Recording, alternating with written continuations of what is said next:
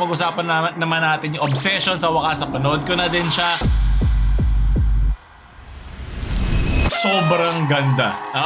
Alam mo yun, mababa rin naman at hindi naman ganun ka-intense ang standards ng horror, lalo sa mga mahilig sa horror dyan. Ako kasi talagang horror fan ako. Marami na akong mga nilarong horror games, mga napanood na movies na nakita mo na lahat. Kaya sobrang trip ko yung mga tulad ng The Conjuring kasi tinatry nilang i-elevate o maghanap ng bagong style ng horror. I think sa June 2 lalabas ang The Backrooms dito sa Pilipinas. Like nyo na agad tong video, gusto nyo panoorin ko yun. Ngayon, itong Obsession, gusto ko yung pagkaka-execute sa kanya kasi ginagawa nilang parang rom-com, parang romance, pati lalo na especially sa sound design, yung paggamit ng music, yung pagkawala ng music, talagang sinasampal ka niya na may magbabago na. At alam ko na ang horror ay hindi ganun kataas ang levels. Like, ang isang tunay na horror fan na-enjoy yung slap, yung talagang jump scares galore, na mga bobong namamatay, tsaka yung mga papunta na ng hereditary levels na merong layers at merong pinaglalaruan yung ilaw, yung mga jump scares at yung eeriness, yung pagbuo ng dread at tension ay sobrang ganda. Sobrang sakto yung pacing ng paglapag ng mga yon. So, etong Obsession na sobrang tagal ko rin dinelay, sobrang hindi ko ito pinagsisisihan. Mamaya sabihin ko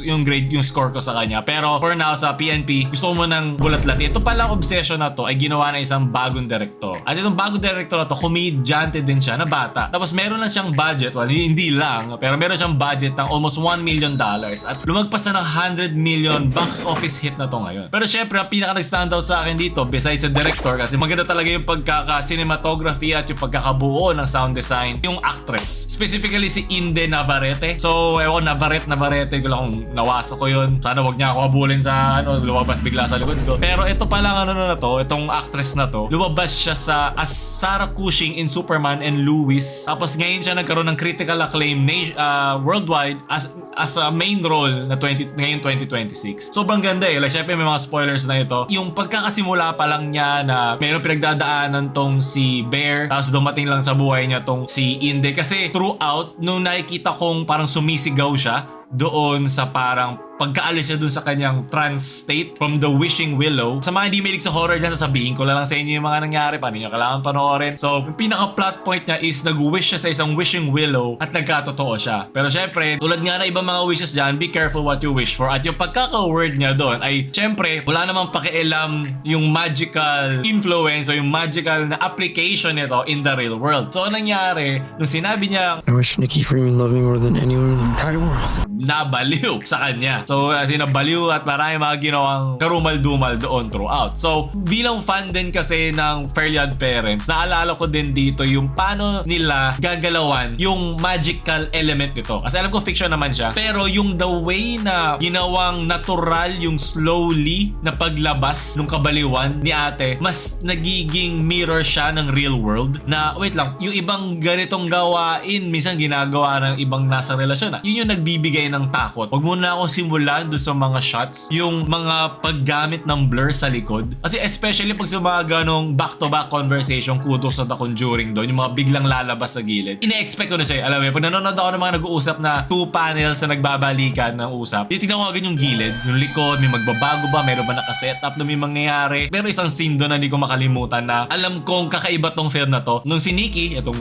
piniplay ni Inde, nakatingin lang ganun sa malayo habang nag-uusap yung dalawa sa likod ng store na kanila pinagtatrabaho, nakagano lang siya.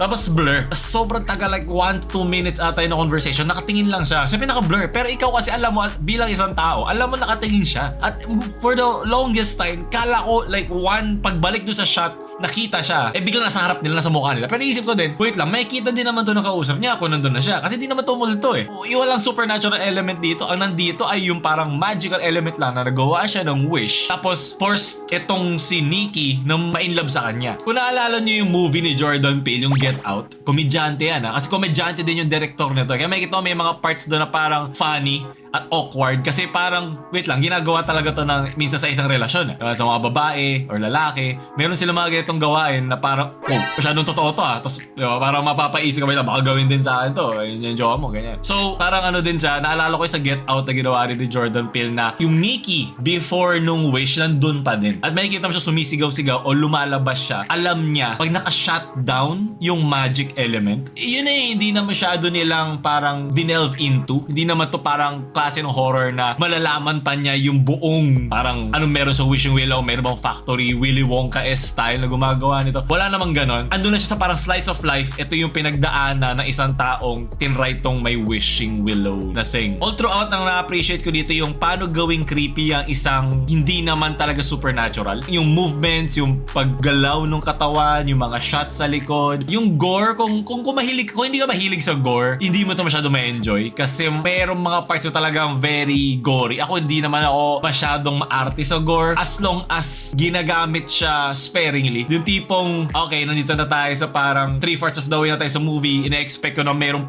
pipitik dito na merong masasaktan, merong madudurog in some way, o merong talagang masyado lang excessive yung violence para ipakita na ganito na siya. Alam mo, kailangan meron siyang purpose. Pero kung kunyari, yung mismong film ay madugo talaga, like Jaws o ganyan, alam mo yun, expected ko na siya. Pero ito, yung pagkaka-apply naman doon sa isang part na sobrang excessive dito, nagigets ko naman, yung kay Sarah. So dito, pinaka na-appreciate ko talaga ay yung paggamit ng dread. Yung kausap niya sa malayo, minsan si Nikki, tapos madilim siya. Man, yung shots, ang gaganda. Napaka-simple lang. Alam mo yung budget, $1 million. Sa box off, sa Hollywood, mura yun. Ano yun? Parang barya yun. Pero ang naging bago sa kanya ay yung execution niya. Yung pag pinapakita niya na madilim, tapos yung mata ni Nikki nag-glint sa dilim habang kausap niya si Bear. So ibig sabihin parang pinapakita doon na yung kausap niya ay hindi na talaga si Nikki. Pero pinakita din dito na itong bida ay hindi talaga mabuti. Hindi siya yung klase ng bida na susundan mo o i-wish mo na manalo. Kasi makikita mo doon, may isang part doon na gusto na ni Nikki mamatay o gusto niyang patayin mo na lang ako.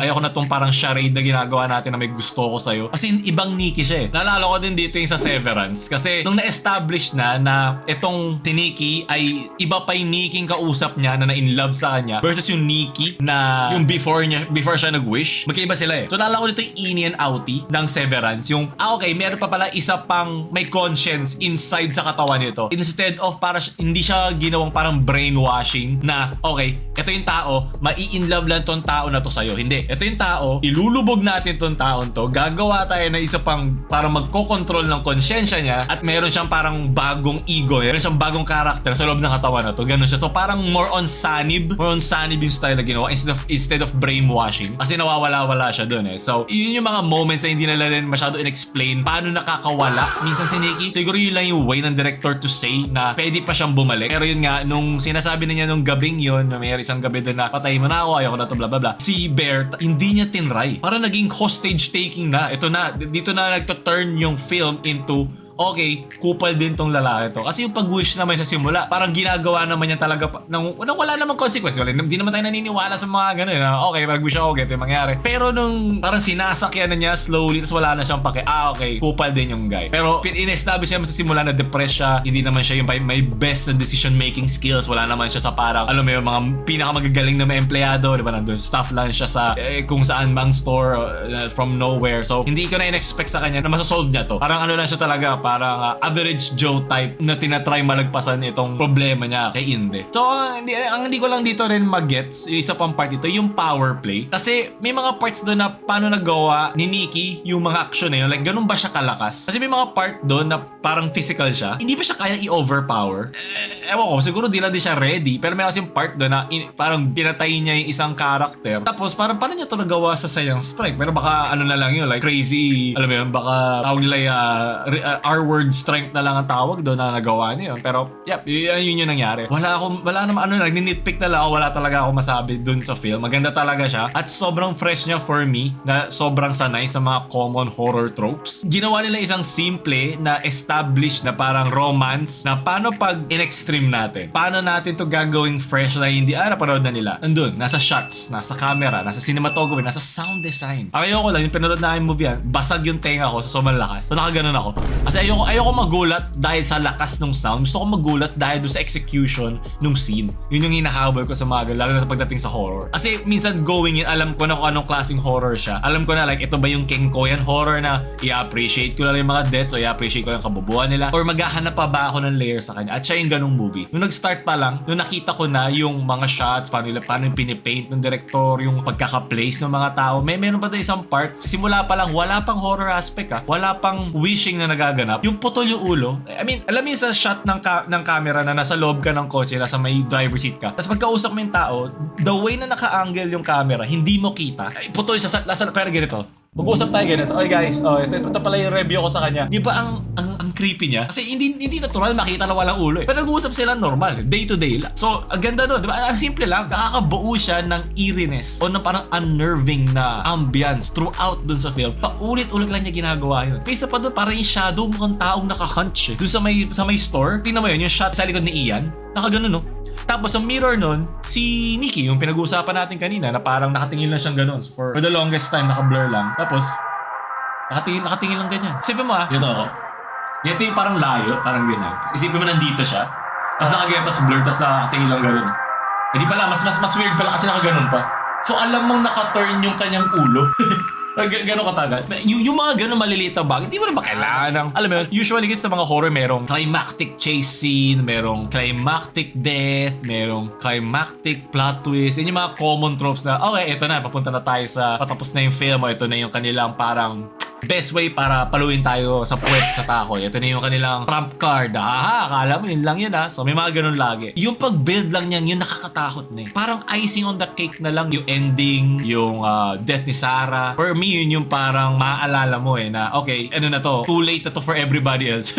Yung ganun. Yung kay Ian, yung sinabi na nag-hook up sila ni girl, yung mga ganun bagay. Pero minsan ka lang makakita na isang movie na posibleng candidate for movie of the year na horror. Dahil na lang din sa acting nito ni Inde, ito ni Nikki. Ang galing na, alam mo yun, na buti nakuha niya itong role na to at sobrang ganda ng pagkakakas sa kanya. Yung way na binibend niya yung mukha niya, ang creepy. Alam mo, hindi ito parang si Starlight sa The Boys sa sobrang tigas na ng mukha. Yung ngiti, yung mata, nakaka-close na nakangiti siyang ganun. Oh, so cute! Yung sobrang tagal na mga poses na nakangiti siya o tinitingnan lang niya ng baliw. Itong si Bear, yung bidang lalaki.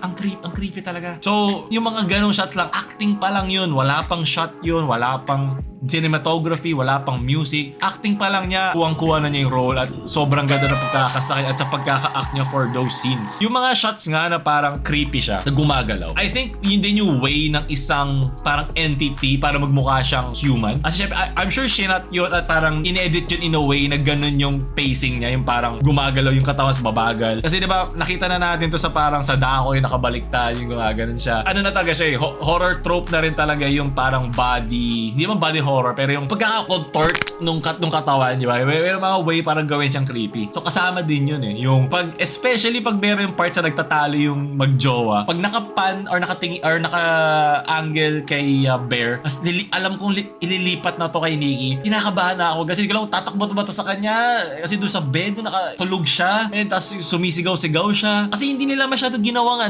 ginawang parang multo. Talagang nilayuan nila yung sanib type Merong sanib vibe, pero hindi nila nilagyan yung pag sumisigaw, nangingit yung mga ganun. Tapos minsan merong parang weird na effect doon sa sigaw niya. Pero as much as possible, ginawa talaga nilang parang tao to Tao to na nababaliw. At yun ang pinaka-creepy kasi yun ang pinakamalapit sa tunay na buhay. Na pwede, onti-onti na lang pwede itong mangyari sa tunay na buhay. At yun ang gustong-gusto ko doon sa Obsession. Nafe-feel mo talaga obsessed talaga siya. Hindi nila tinatago yun doon sa movie. At para sa isang batang director na comedian, ang mga comedian talagang magaling sa pagdating sa horror para sa akin. Kasi baliktaran lang naman niya, di ba? Alam niyo yung mask. Yung nakangitin tumatawa tsaka yung malungkot na naka-frown na sad. Talagang two sides of a coin talaga ang comedy. Usually ang mga comedians magaling silang gumawa ng horror. At parang example na din si Jordan Peele na ganun din. Kasi something sa emotion, something to feel ang kanilang fino-fuel. So yeah, kung bibigyan ko ito ng score, I'll give it 10 over 10. Sana gumawa pa siya ng mga ganitong klaseng movies at sana marami pang mga komedyante ang mag-try ng ganitong mga genre kasi parang meron, sobrang fresh So talagang dahil din siguro bata din siya, talagang nagtatry sila ng ng mga bago. Nag-try sila ng mga ibang mga shots. Yung sound design talagang dahil ganun yung budget, talagang pinagbusan nila ng effort. Pag nawawala, yung pagpili din na nawawala yung music, sobrang sakto ng pagkaka-execute. So, sana nagustuhan nyo yun. At sana hindi ganun na maging mga jowa nyo. At yun lang. Kung nagustuhan nyo to, pin comment ang ating PNP. Mga pinanood ni Paolo. Hindi ko lang pangilan na to. Pero gusto nyo pa ituloy ko to. Like nyo na agad tong video. Paolo Filingero Movie Series Critic na mamaalam.